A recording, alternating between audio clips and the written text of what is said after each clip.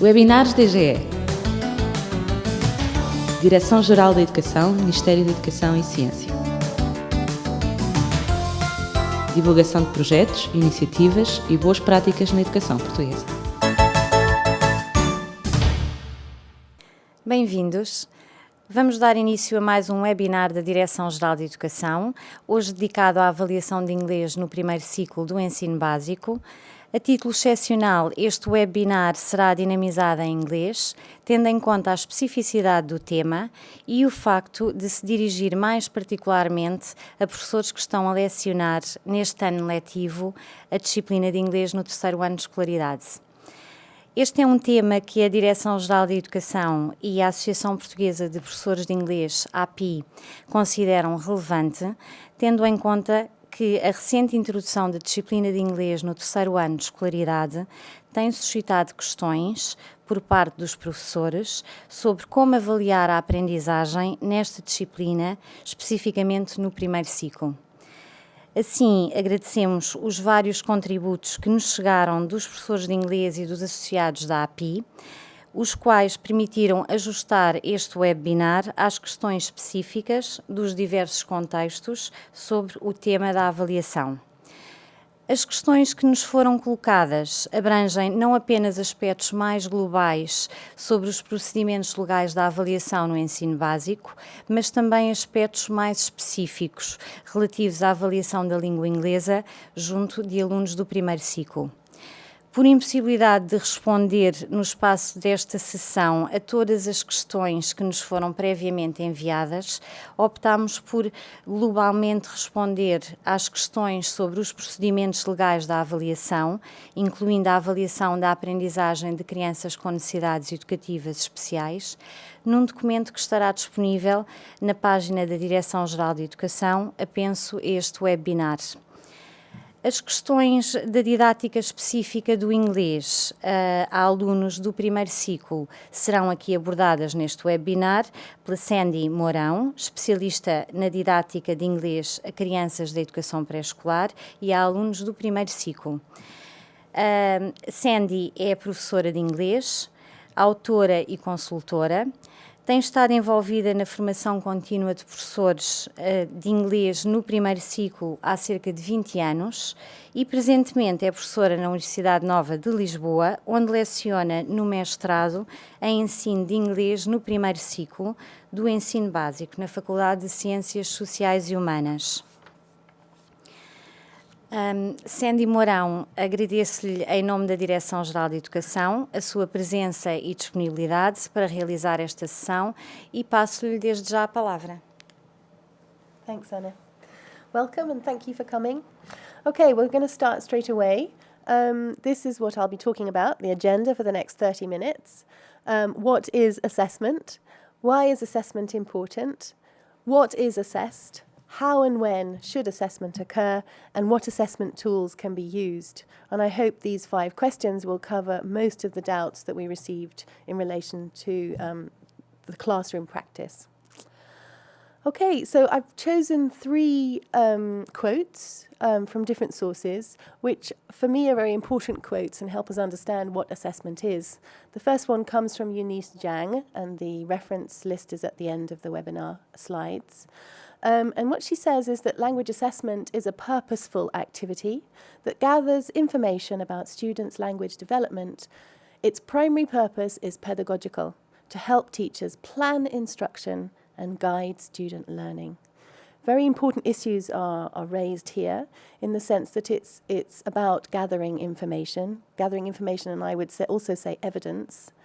And assessment contributes to helping us plan instruction and therefore guide our students' learning. The second reference, or the second citation, comes from Sophie Yanio-Giorgio and Pavlos Pavlo. And here it's more of a focus on the term and what it covers. So assessment is a general term which includes all methods used to gather information in relation to children's knowledge, ability, understanding, attitudes and motivation. So it can be carried out through a number of instruments, and it can be formal or informal. So what's important here is it's helping us see that it's not just one method, but it's many, and again, to gather information, and that we can assess a number of different things within the classroom. And we can use many different tools, and that these tools can be formal, as in testing, for example, or informal, as in observation. And we'll be looking at this in more detail in a minute. The final citation comes from the Ministry of Education website, and I'm going to read in my beautiful Portuguese. So it goes like this: Avaliação em educação é um elemento integrante e regulador da prática educativa em cada nível de educação e ensino e implica princípios e procedimentos adequados às suas especificidades.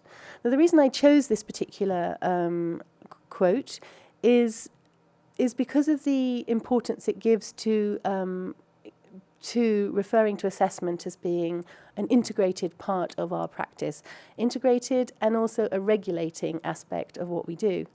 And of course it depends on what level of education we're in. So something which is appropriate for the second or third cycle might not actually be appropriate for the first cycle. Okay, so looking at those three quotations, and we can now see why we need to assess in the classroom, why it's important. And I divided this into three separate sections there. The first section, the first 3 points, focus more on the child, so it helps I mean, they're all relevant to the teacher, but they're in particular focusing on the child here. So assessment is important to monitor and guide children's learning, to diagnose any problems or strengths that the teacher might see in the children, and of course for the children themselves to see that they are actually progressing, to provide evidence for that. Specifically for the teacher then, assessment is very important to see really whether the children have reached the objectives that the teacher proposed at the beginning of a sequence of activities, and also to monitor the teacher herself or himself and their performance so that they can adjust and plan future teaching. But also assessment is important for others as well, so that we're providing information for parents, for school administrators, for other teachers, the first cycle classroom teacher, and maybe even the coordinator of the first cycle or the second cycle as well, if it's in relation to English. And of course, the Ministry of Education might be interested in some of the information that's passed on through assessment. Okay, so what exactly is assessed? Well, we know that assessment tends to fall into two areas. Knowledge and skills and behaviour and attitude. And this is the same when you look at the Critérios Gerais de Avaliação, which you find on the websites of all the school clusters. So naturally, assessment in English as well should be divided into these two areas. And I'd like to emphasise that the intercultural competence that is also very much part of teaching English in the first cycle, that this flows through the two areas, precisely because it's about using a set of practices which require attitude, which require knowledge and skills. So we can't see the cultural competence as a separate entity. It's very much part of everything that we do in the first cycle. So it shouldn't be seen as a separate assessed item. Now, what many questions asked, the questions that we received from the teachers, focused on exactly what should be assessed within the knowledge and skills section here. So, of course, we're looking at the 4 skills: listening, speaking, reading and writing. And because we're looking at listening and speaking, we're also looking at interaction. So we're looking at the oral skills, and we're looking at the literacy skills there. And as you can see, there should be a heavier weight on the oral, because we are looking at the objective in the first cycle is to get children to be confident about listening and speaking. And yes, there is a little bit of reading and writing, but it's not what we actually do. It's not the gross amount of what we do in the classroom. So if we're teaching, if we're focusing our teaching on listening and speaking and interaction, then that is what we should be assessing. So, and then there's a 6th item there which I'd like to include, and that's the learning skill. And what do I mean by that? It's related really to learner autonomy, and it includes things like the ability for children to work independently, to reflect and to assess on their own performance, and also to use their own initiative to make decisions in terms of learning. Several questions came through which referred to the aspect of lexis and grammar, which, yes, is part of the method, but we can't really see assessing lexis and grammar as being separate from assessing the other skills that we assess in the classroom. They are part of the listening, speaking, reading and writing skills that the children are using. So we shouldn't assess them separately, okay? We should assess them with those other skills. One question came through about reading aloud. Is that something that we should assess? Well, if that is part of your classroom practice, and if you include reading aloud as one of the activities which your children are required to do, then yes, it should be part of what is assessed. If you don't do that, and you don't have to do that, then no, you don't have to worry about assessing it. So you should assess what you do in the classroom. And spelling. I had a couple of questions about spelling, not just about spelling in tests, but spelling generally. Children in the first cycle should not be required to spell words correctly. That's not one of the objectives. Of course, we would like them to spell words correctly, but if they don't, and what they've written is understandable, we can understand what they're trying to say.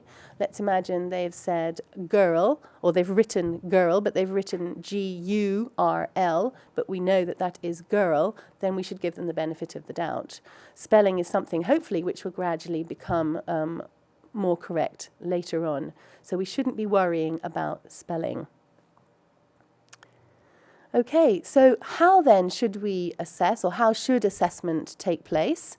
Well, it should be primarily informal, in the sense that we are collecting evidence as we work through from the beginning to the end of a term.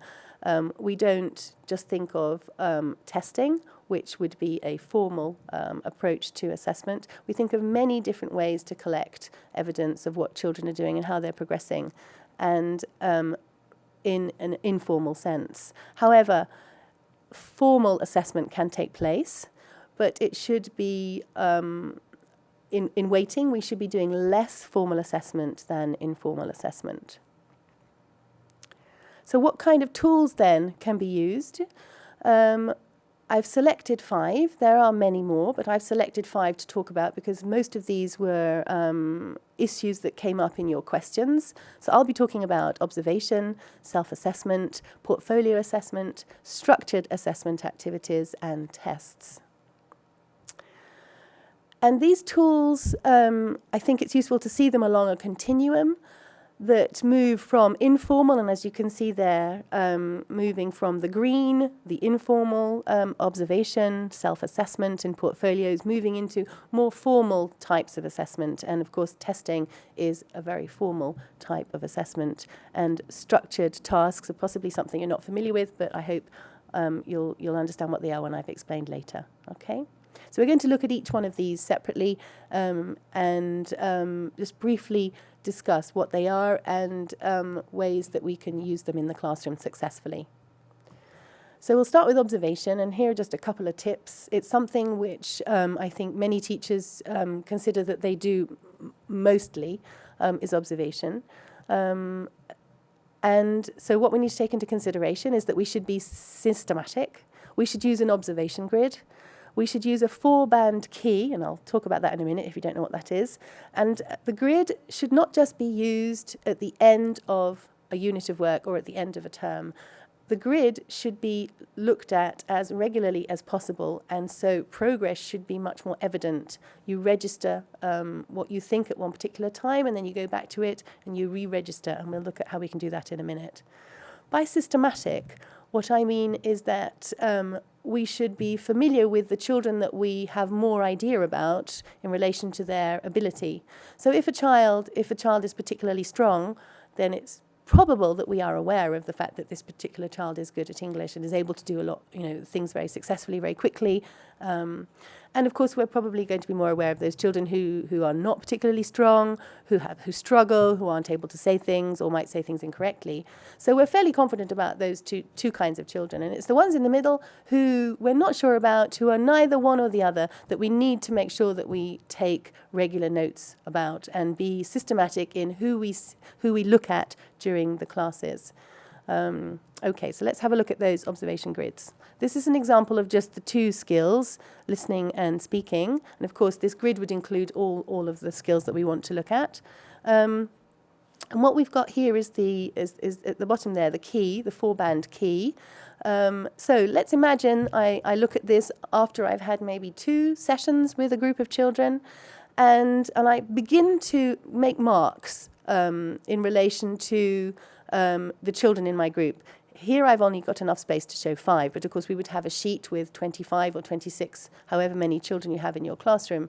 And so I look at child number 1, maybe that's João, and I think to myself, well, is he showing me any kind of evidence that he can actually follow my oral instructions? And if I think that yes, he's showing a little bit, I can put a little dash there.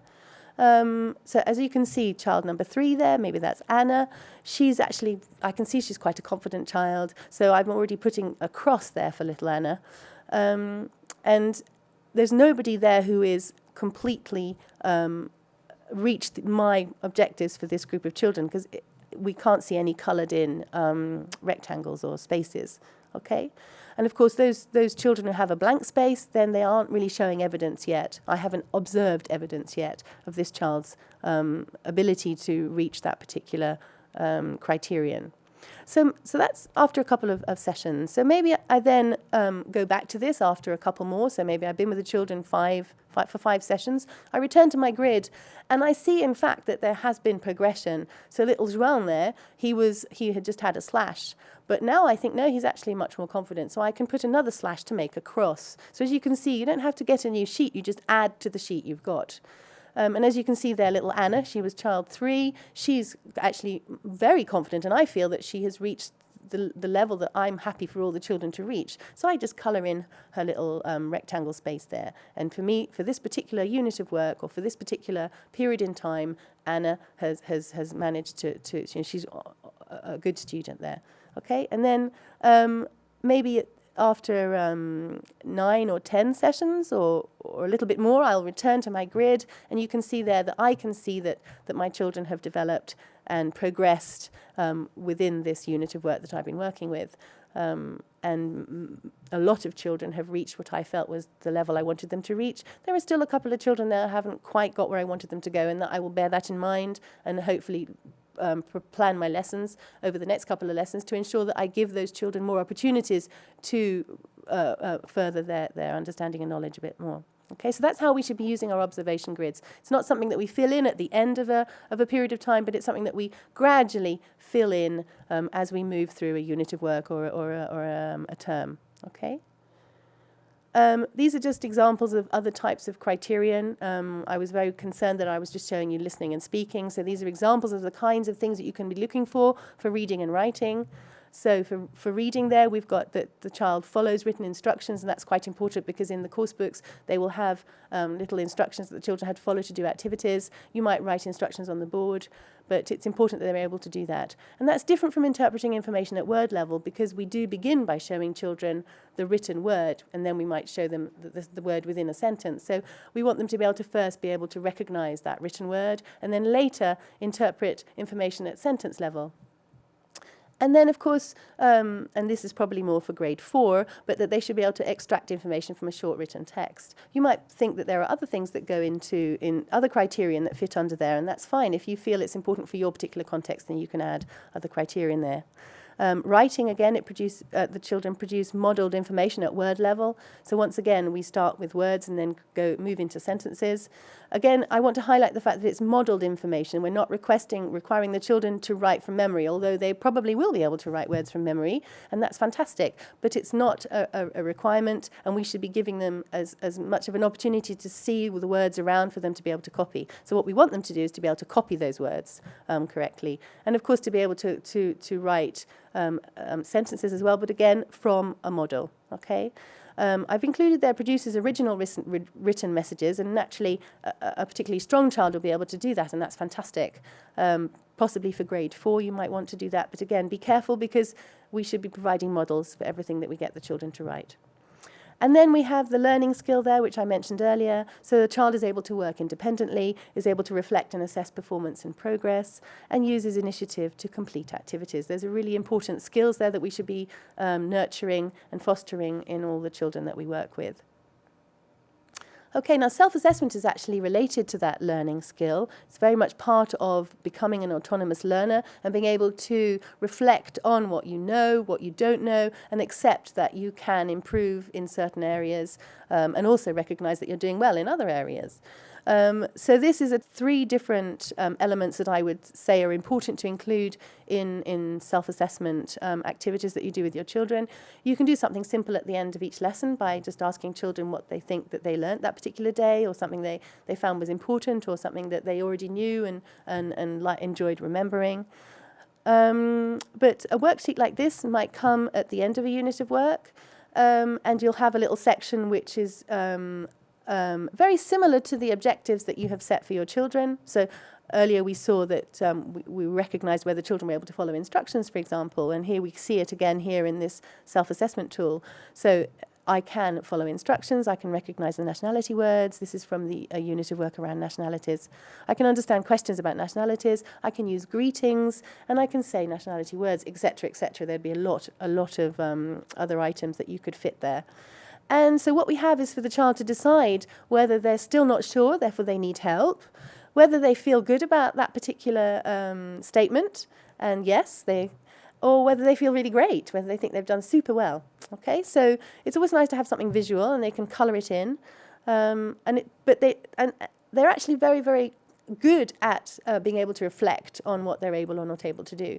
And you might need to tweak a little bit, or say to them, do you really think so, or are you sure about that, to get them to reconsider. But it's something that you can work on with them over time. So that's number 1 there. Number 2 is something you could put at the bottom of a sheet like this, which is a general sort of appreciation of how each individual child thinks that they've done. And as you can see here, we've got 4 little stars, and the child has to decide whether, during a unit of work, how well they think they've done, whether they've done good, great, or fantastic. We hope that they don't need to say that they haven't done well at all. And a third item that you can put, which is a really important question to ask children, because what you're doing is you're showing them that you value their opinion about the activities that you're doing in the classroom. So asking them what their favourite activity was, and you'll be surprised at some of the things that they actually tell you that they do enjoy doing. You'll get things like, I enjoy singing the songs, or I enjoy playing the games. You might even also get, I enjoy doing the tests. I mean, that is a child's right to tell you what they prefer doing. So it's a nice thing to put at the bottom of a self-assessment sheet. You might query here as to whether this should be in Portuguese or in English. The statements, the I can do statements, can be in Portuguese or in English, depending on how used the children are to doing this kind of activity. What you could do maybe is in grade 3, you could start in Portuguese, and then in grade 4, introduce it into English. Or if you feel that the children are becoming very familiar with these kinds of statements, and that you're also using them in the classroom with the children to help them reflect orally as well, then you might want to introduce them earlier in English. Point 3 there, my favourite activity, it would be nice to have the question in English if possible, but if not, have it in Portuguese, and accept that they write the answer in Portuguese as well. That's not a problem. There's research that says that children are able to reflect easier in their own language, so that's fine. But they can also reflect well if you help them do it in English too. Okay, so that's very important to do with the learning skill there, being autonomous in their learning. So that's self-assessment. Portfolios. I had a couple of questions about portfolios, and portfolios are very, very interesting tools for assessment in any level of education, not just primary. So let's just look here at what a portfolio is. A portfolio is the compilation of an individual child's work showing language ability, effort, and language development over time. It can include recordings of oral work, samples of written work, drawings, teachers' notes, tests, self and peer assessment, and more. It can contain anything that a child chooses which they feel is something which provides evidence of what they can do in a language. And in fact, there are portfolios that collect evidence in many languages, not just in English, the European language portfolio, for example. So considerations about portfolios is that we need to remember that a portfolio is not a holding tank. It is not a folder that children put all their work in. That's not what portfolios are. Portfolios are about encouraging independent thinking and autonomy. It's about helping a child recognize what they see as being an example of what they can do, and realizing that something they did at the beginning of a year has now been overtaken by something else, and that they can take the original document out and replace it with something which shows they can do something even better. And that's actually quite a difficult skill to do, and it takes a lot of time, and it's also quite challenging to do it in English. So these are things we need to take into consideration. And this is why I say here that a portfolio is possibly more successful if it is a whole school approach, so that the children are doing it throughout their education, but also in all areas of their learning, and therefore they'll be supported in Portuguese and in English there. So great care has to be taken with portfolios, and it's quite difficult to use a portfolio successfully if you are following a course book, precisely because you can't rip out the pages of the course book to put in the portfolio, because a child may want to decide that a particular page in the course book is showing that they've done something very well. So it's quite difficult to implement a portfolio successfully and properly when we use a course book. Okay. Structured assessment activities. Now, this is probably something that you're not familiar with, but in actual fact, you might do it anyway without realizing. So these are activities which are actually organized by the teacher to collect evidence of knowledge and skill use and application in English. Okay, you might not think that that's clear, so let's just have a look at some examples. So, for example, I want to collect some evidence in a slightly more formal way of how my children are interacting with each other and are able to use a particular structure in English and a group of lexical items. So I set up some pair work. I set up a pair work activity with mini cards, for example, and so the children are working in pairs and they have to question each other, ask and answer. And as the activity is set up, I move around, and of course, don't forget that I'm looking in particular for a couple of children, maybe 4 or 5 children. I'm not quite sure how well they're doing. I'm not able to collect enough information in my observation sheet, so I've set this up specifically to get information about these 5 children. And so I make sure, of course, I will be looking at all of the children, but I will ensure that I am making sure I've got information and evidence of how those children are using English. Then possibly a listening worksheet, so you can give this to all the children, where you've set it up particularly because you want to use it to have a solid piece of information as to whether a child or a group of children have been able to listen and do something in response to what they've heard. Again, a reading worksheet is exactly the same, so they have to read and do something, and then you make sure that that particular sheet is your piece of evidence to show that they're able to do that or not. And then a writing activity as well that you've set up, particularly because you want to see whether those children are able to produce a particular text. Okay, so really it's about collecting evidence, but it's about planning particular activities to collect that specific evidence. A couple of tips here, which I haven't written down and I should have done, but what you need to do is when you collect in the worksheets in particular, is that you need to make notes as to whether the child has done something in a particular time that you've given them, whether they've done it quickly or whether they've taken the whole amount of time, and whether they needed your help or not, whether they're able to do it individually, autonomously or not. And this will give you, again, it's evidence and support for how a child is progressing in English. Okay, tests, the formal aspect of assessing. So tests are formal assessment moments when children are asked to revise learning and then complete a worksheet independently. Usually it's paper and pencil based. Of course, we do have speaking tests. However, they're actually quite difficult to organise when you only have 2 hours of English a week with a group of 26 children. So it's fairly rare that teachers actually do organise speaking tests, although it is possible. So let's just have a look then at some of the tips, and I'm thinking specifically here on paper and pencil-based tests, because those are the kinds of tests that we tend to use. So these are some of the principles there. We test what students know. And that's what we want to know as well. We don't want to know what students don't know. We want to know what they know.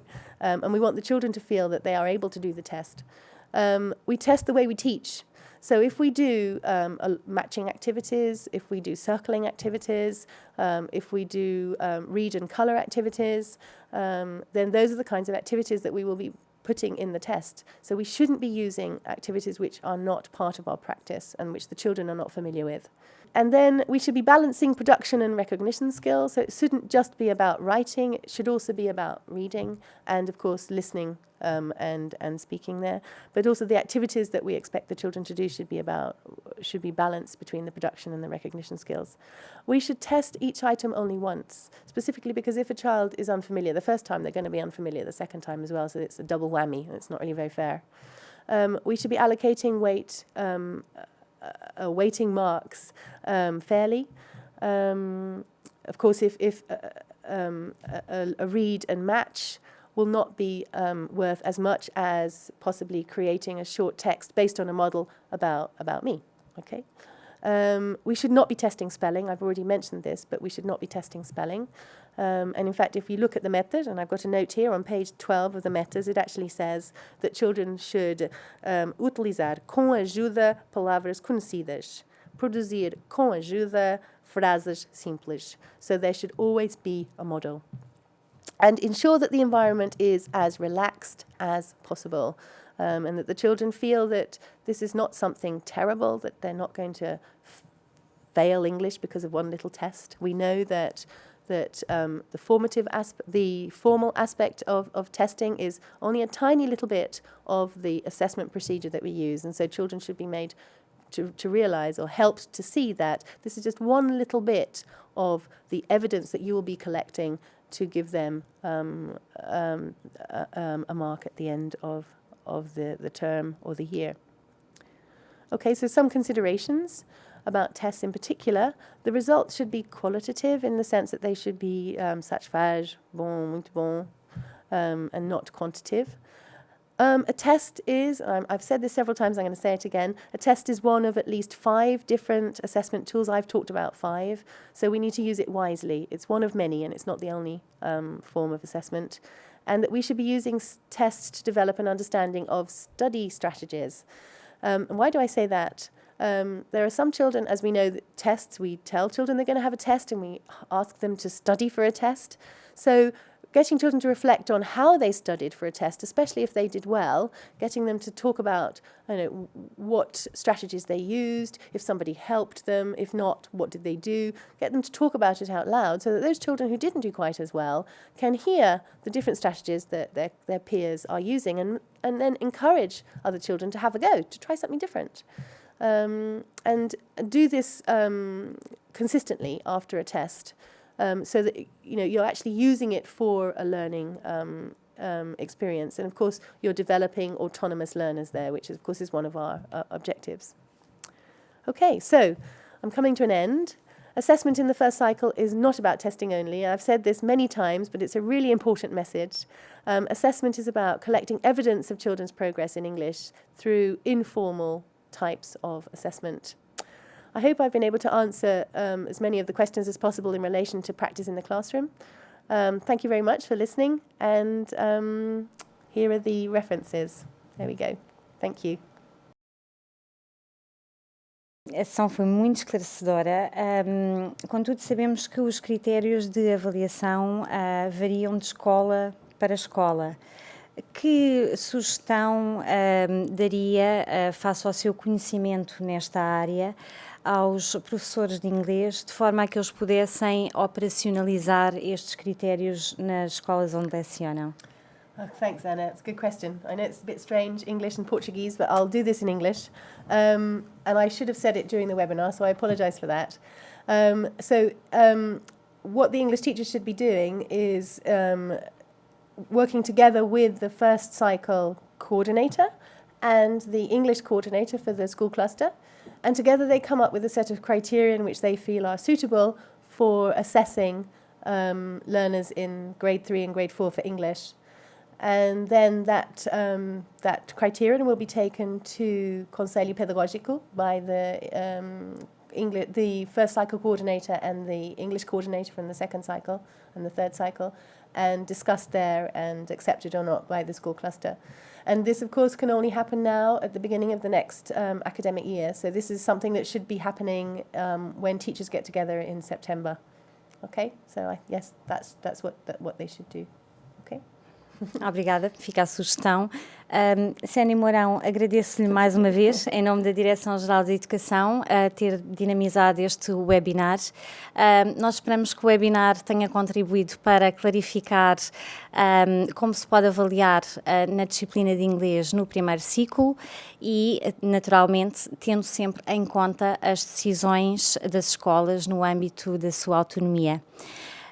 Caso surjam, entretanto, outras questões, podem sempre enviar-nos um e-mail para o endereço eletrónico. O endereço de correio eletrónico está agora a passar em rodapé e agradecemos o vosso interesse e até ao próximo webinar.